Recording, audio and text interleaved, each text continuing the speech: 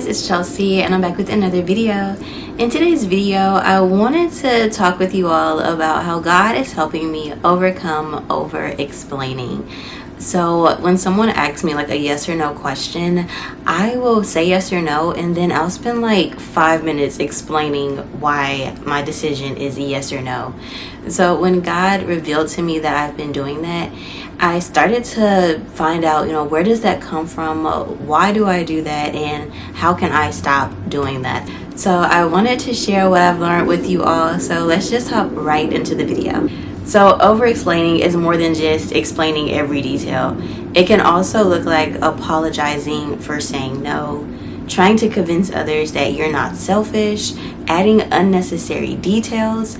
But I think the root of it, or what causes it a lot of the times, is that we just have this fear of being misunderstood. And once I learned that, then I had to ask myself, well, where does this fear come from? Like, what am I really afraid of? What's causing me to have this fear of being misunderstood? And there's a few answers to that question. You may relate to one of them, you may relate to none of them, but I wanted to share with you what I found. So one of the root issues is that we are just people pleasers. We get really uncomfortable disappointing others. So when we feel like we're disappointing someone, we start over-explaining. It can also come from just needing to be validated. You've made a decision, but now you need someone to validate that decision, whether that's your mom, your dad, or just someone you look up to. Some of us just need that validation. Some of us are perfectionists, and along with perfectionism comes making sure someone perfectly understands what you are trying to do. And then some of us are just like Michael Scott. We just have this intense need to be liked by others. Do I need to be liked? Absolutely not.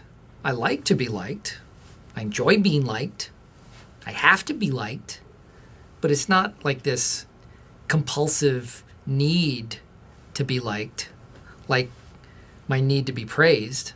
So this leads me into today's scripture, which is Proverbs 29:25, and it reads, "The fear of man lays a snare, but whoever trusts in the Lord is safe." Let's look at the first part of that verse.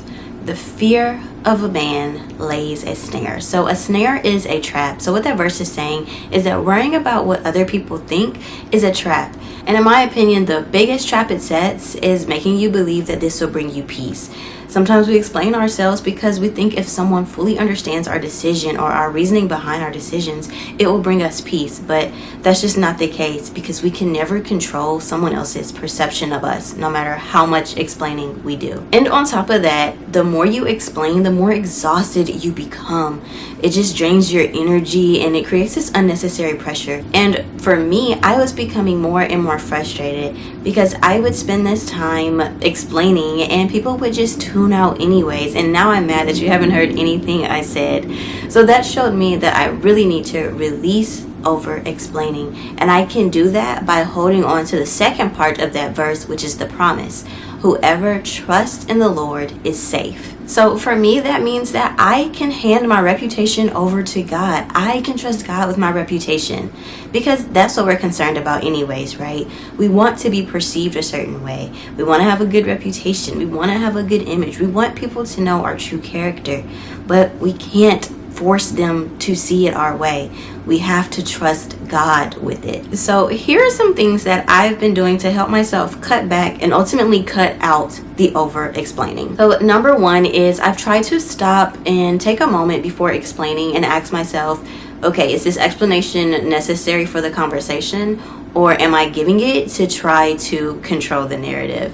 And taking a moment to stop and ask myself that question has better helped me make a decision on if I need to continue this explanation or not. The second tip is to let your yes be yes and your no be no. If it's just a yes or no question, then just answer yes or no. I think all of us, or most of us, have heard that phrase, no is a complete sentence. So just saying no is enough. And the third tip is to trust that God knows my heart. He knows my motives, He knows my intentions, and I don't need to earn everyone's understanding. And that's okay. So if you've been carrying the weight of trying to make sure that everyone understands you, let me tell you that there is freedom in releasing it. Let's strive to work together to live a life so deeply rooted in God's approval that we are no longer trapped by the opinion of others.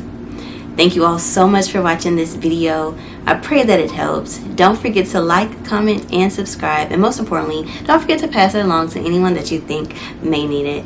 Also, guys, I do have a weekly devotional that goes out every Tuesday. So if you're interested in it, go ahead and hit the link in the description. I'll see you all in the next one. Bye. We need Jesus. We all need Jesus. We all need Jesus.